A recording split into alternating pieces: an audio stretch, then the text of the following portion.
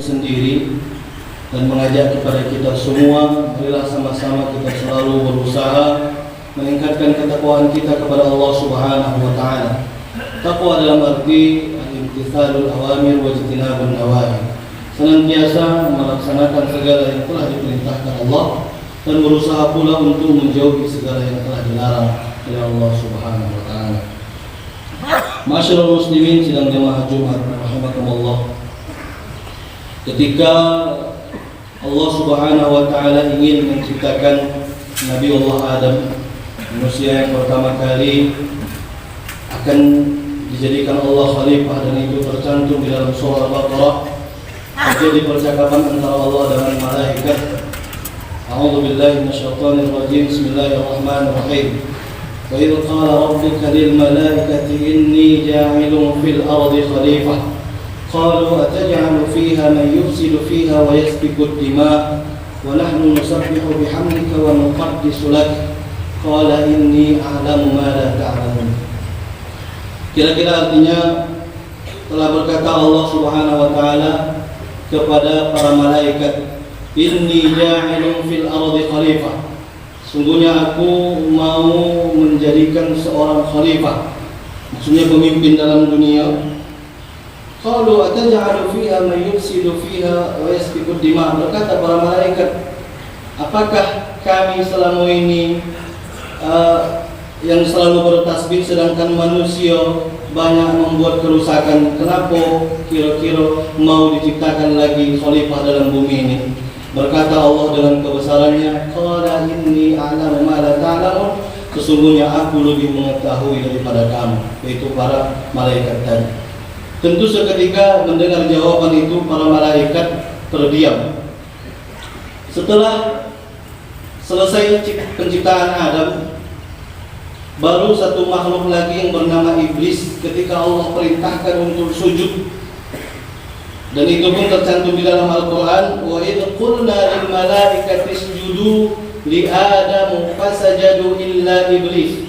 Dan ketika tatkala kami perintahkan para malaikat untuk sujud, illa iblis, kecuali iblis, aba wastakbar wa kana minal kafirin, mereka sangat ingkar dan mereka termasuk orang-orang yang merugi dari apa yang telah ditetapkan oleh Allah Subhanahu wa taala.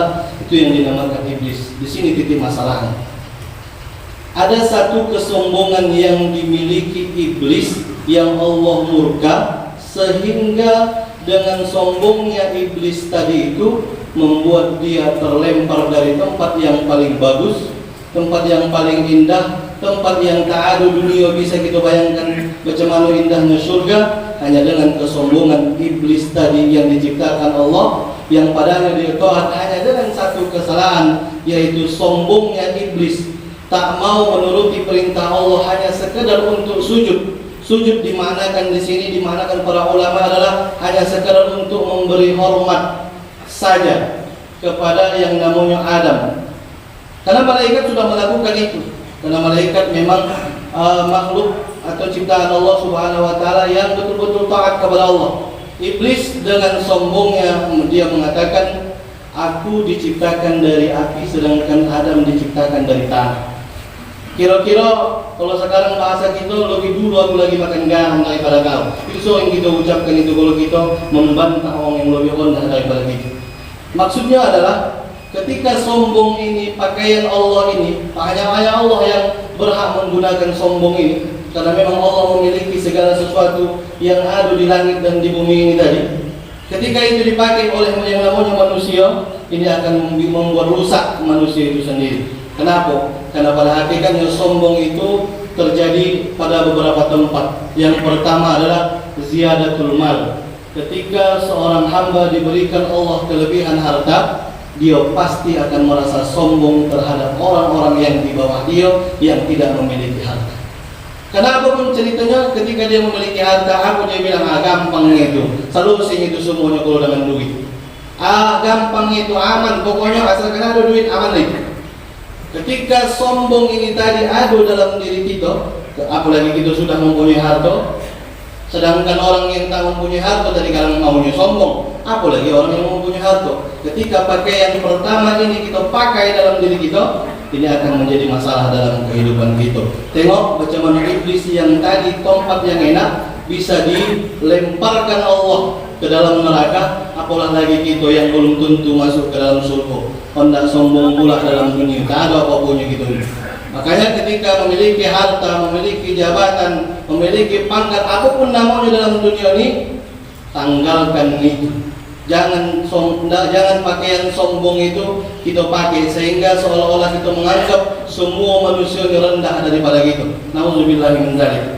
Ini tempat sombong yang pertama yang pasti ada pada diri manusia. Kemudian yang kedua, tempat sombong manusia adalah ziyadatul mansab. Dia sombong karena keturunannya. Aku keturunan ini dulu, ayahku begini dulu. Kalau tak ada ayahku, tak bisa dan kembali begini. Bagi semua muda itu menceritakan semua keturunan dia tanpa dia menunjukkan dia yang lebih baik, tanpa menunjukkan sikap dia yang lebih baik untuk dirinya, malah membanggakan saja sehingga dia pun tak lebih buruk daripada yang diceritakan tadi, malah lebih parah sekalipun. Ini yang terjadi sama kita sekarang. Ayahku begini, tapi segala sesuatu yang dibilangkannya tadi jauh dari apa yang diinginkan oleh pendahulu-pendahulu tadi. Makanya jangan bangga dengan keturunan-keturunan kita, tapi banggalah dengan sesuatu yang baik, terutama dalam diri kita. Berusahalah untuk berbuat baik, mudah-mudahan kebaikan itu akan meliputi kita.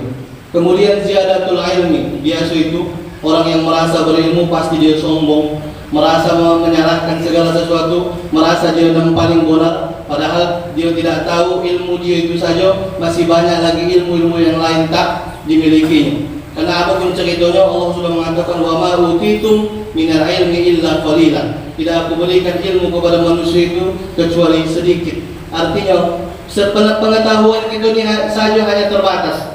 Katakanlah dia ustaz belum tentu jago bisa matematika. Ustaz belum tentu bisa jago ilmu faraid. Masih banyak kekurangan kita. Dan kekurangan-kekurangan itu tadi hendaknya menjadikan kita semakin haus akan ilmu, bukan sombong karena memiliki ilmu. Karena ilmu itu hakikatnya adalah penerang bagi kehidupan kita. Minimal untuk ibadah, untuk dekat kepada Allah kita bisa dengan ilmu yang kita miliki tadi.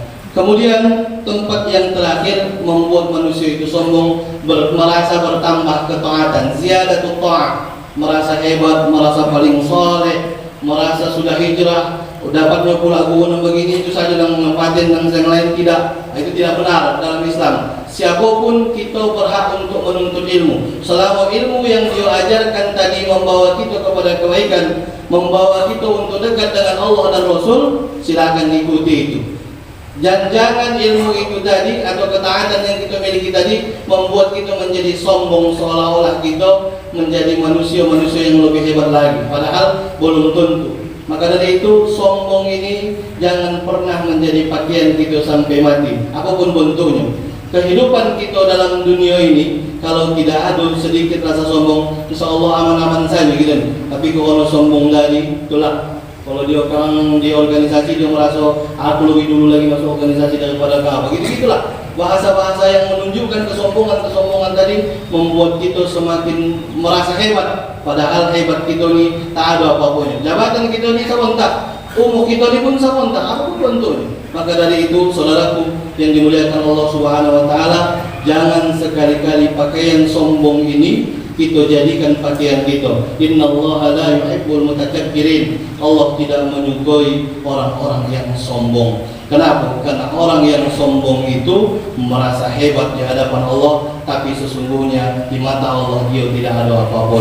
Makanya nanti suatu saat di hari akhirat banyak orang yang muflis, orang yang merugi. Kenapa mereka rugi? Ibadahnya baik, puasanya baik, hajinya berkali-kali, umrohnya berkali-kali, tapi di hadapan Allah tak ada itu apapun. Kenapa? Karena ada kesombongan dalam dirinya dan tak bisa dihilangkannya. Mudah-mudahan Allah Subhanahu Wa Taala membimbing hati kita ini, perilaku kita ini untuk tidak sombong, dan mudah-mudahan sifat sombong ini semakin hari semakin hilang dalam diri kita masing-masing, sehingga kita di hadapan Allah Subhanahu Wa Taala bisa menjadi manusia-manusia yang lebih baik lagi di hadapan Allah nanti, yang mana pada akhirnya kita semua menginginkan tempat yang baik, yaitu surganya Allah Subhanahu wa taala. Amin ya rabbal alamin. Mudah-mudahan ini bermanfaat bagi saya pribadi dan bagi kita semua, sehingga ke depan kita bisa menjadi manusia-manusia yang lebih baik lagi masa-masa yang akan datang.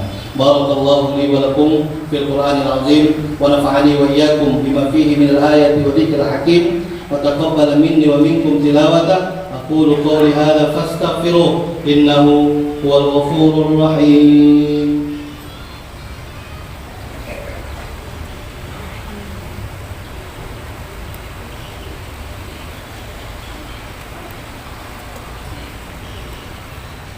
Alhamdulillah